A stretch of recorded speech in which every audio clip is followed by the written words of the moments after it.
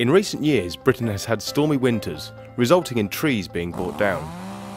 Fallen trees in the garden not only look untidy, but can be dangerous. It can be very costly to bring in professionals to remove them. This short video has been created for those people who want to tackle the problem themselves. It is extremely important that the correct personal protective equipment is worn when using any outdoor power equipment, especially chainsaws.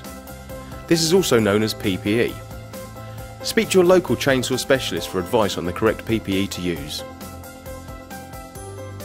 Before using the chainsaw, it is important to clear the cutting area of any obstructions or debris.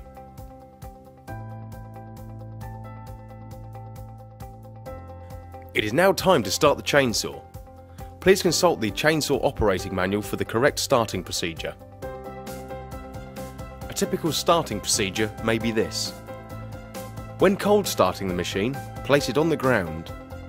Turn the switch to on and pull out the choke. Press the primer bowl 4 or 5 times. Place one foot in the rear handle and your left hand on the front handle. Push the choke back in and pull the cord firmly. To do a hot start, follow the same procedure, but do not use the choke.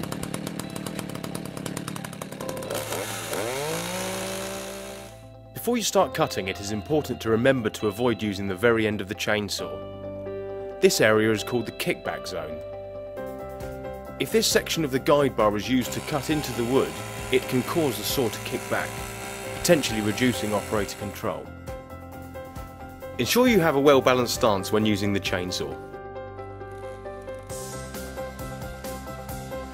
Here is a variety of cutting techniques. Lower edge sawing is when the underneath of the guide bar is used to cut through the wood.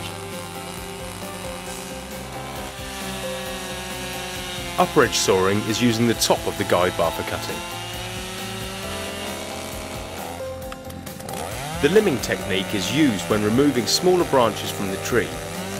Cut as close to the main trunk for a smoother finish.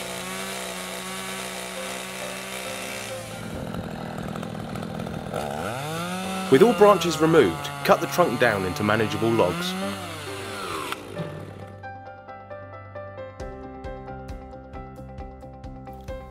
Once the task is complete, it is up to you what you do with the wood.